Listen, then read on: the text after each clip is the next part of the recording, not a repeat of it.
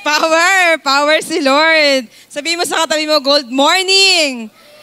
Ayan, thank you po Pastor Tini, Pastor Nonon, Pastor Tess, and Pastor Lito for the opportunity po na makatayo ulit dito sa platform na to. Ako nga po pala si Len Pagado sa Primary 12 of Pastor Lito and Pastor Tess. So before po ako magbutuan, I have three work po. I am a import and export associate, part-timer, freelancer, and a part-timer assistant unit manager ng isang insurance company.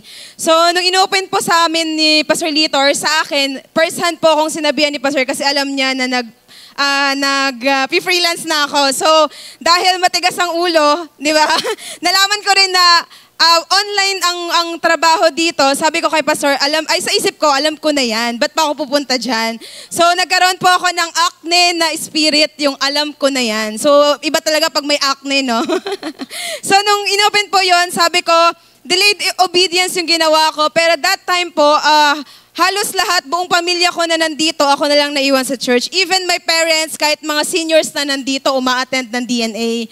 So, sabi ng mga kapatid ko, nung nag-chat sila, mag-resign ka na, mag-home office training ka. So sabi ko, sa isip-isip ko, bakit ako magre-resign? Tatlo ang trabaho ko, masaya ako sa trabaho ko. Sino dito yung masaya sa trabaho niya ngayon? Ayan. So, sa sweldo hindi. Masaya sa trabaho, sa sweldo hindi. Ayan. So, that time po sabi ko, bakit kaya lahat ng pumupunta ng butuan, lahat ng nag-home office training, nagre-resign? So, sabi ko, bakit kaya gano'n? Tapos I asked the Lord, Lord, pag pumunta ako ng butuan, i-empty mo ako para yung heart ko maka-receive ng full revelation na nanggagaling sa'yo. Kasi kapag marami na tayong laman, marami na tayong alam, hindi na tayo lalamnan ni Lord. Amen, matatapon lang. So that time po, then I decided, last July 2023, batch 8, I decided na pumunta sa butuan kasama po yung tatlong naging partners ko nung nag-freelance pa lang ako that time. Then, day 1 pa lang, grabe na mangusap si Lord sa akin. Sabi ko, isa rin kasi sa dahilan kaya ba't ayaw akong pumunta ng home office, namamahalan ako sa registration. Tatlo trabaho ko pero namamahalan pa ako sa registration. So sabi ko kay Pastor, day 1 pa lang pwede na akong umuwi. Kasi bakit? Grabe si Lord kasi hiningi ko talaga na Lord, i-empty mo yung mind ko and heart ko para ma-receive ko yung word mo. Then pag uwi namin, rak-rak agad kasi grabe, day 1 pa lang, grabe na yung revelation ni Lord. Pag uwi pa lang, rak-rak agad sa application. Then last 2023 po, I was able to give my 6-digit first fruit then in just 5 months. Sabi ko, Lord, 9 years akong nagtrabaho, ni minsan hindi ako makabigay ng first fruit, even 5,000 laking-laki na ako. Sabi ko, grabe Lord, ito 5 months, grabe, ikaw talaga yung gumawa nito. Then last February din, last Friday, yung tatlong kasama ko po na nagpe-freelance, yung batch 2023, dati kami lang ni Des yung na-awardan, ngayon 4 na po kami. So, Friday, yung Friday, pwede po i-flash natin sa screen, ayan. Yung batch 8, July 23, now, Wealth Summit namin, 4 na po kami. Ayan. So, yung working ako last time, ay wala. Yan. And this year po, grabe din si Lord kasi nung Wealth Summit 2023 or 2024, I was able to give my 100 first fruit. And this last 2024, times 4 ni Lord, I was able to give my 420K first fruit.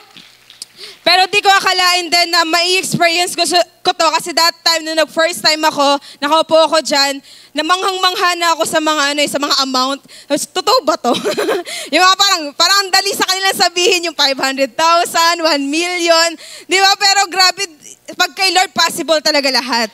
All things are possible. Dati, nakaupo lang ako hindi ko akalain na magpapabida rin sa akin si Lord. And hindi ko akalain na tatayo ako dito sa unahan. Amen? And then, I was able din po na, nung sinabi ni Pastor na mag-build kami ng home office, I was able na rin po na kumuha ng apartment. So, nag-build po kami ayan po yung apartment, malapit lang din po yan sa bahay namin. So, halos lahat po ng mga partners ko ay disciples ko na rin.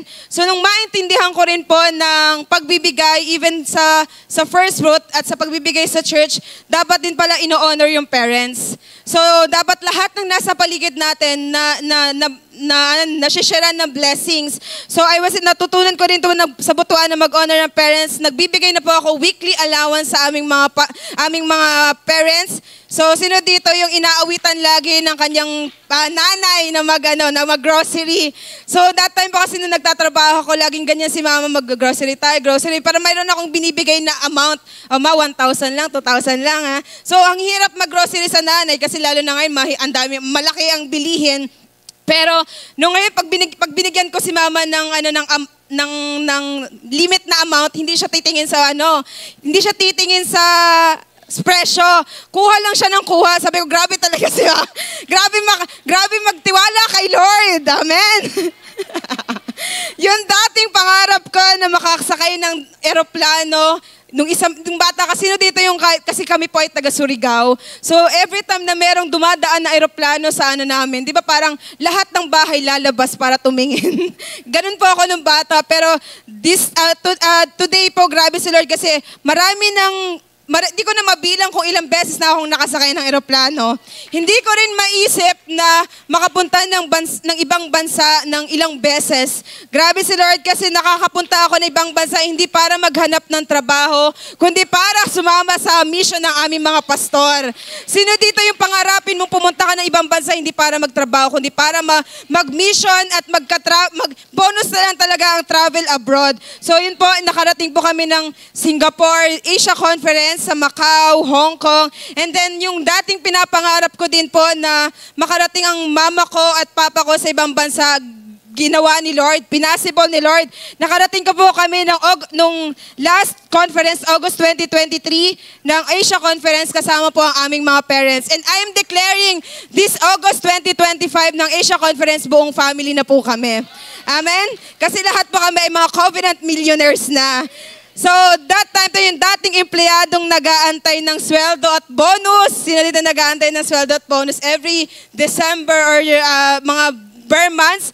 Ako na po yung nagbibigay ng groceries ng mga cash. Diba, grabe Lord, hindi ko kayang i-contain yung ginawa mo sa akin. Yung dating empleyado na nagiging excited lang sa party, di ba? Kasi di ba mga burnout, stress out na sa ang gusto lang ng mga empleyado yung party, di ba? Mga December lang masaya.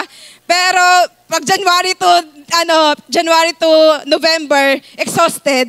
Excited pag December. Pero grabe sila, pag covenant millionaire ka, everyday masaya. Amen? Then, at sobrang thankful din po ako sa mga oras na to kasi nandito po ngayon yung mga online morning prayer ni Mama sa Surigao. Pwede po bang tumayo tayo? Yan po, yung pamilyang nag-online morning prayer. Everyday po yan sa Surigao. And hindi po talaga kami ang may gawa. Si Lord ang may gawa kung bakit sila nakarating ngayon. Kapag talagang may vision, may provision. And sabi ni Lord, with long life, sa Psalms 91 verse 16, with long life, I will satisfy him and show him my salvation. So truly, we will experience life full span when we fully understand the blessing of giving first fruit. To God be all the glory po. Thank you.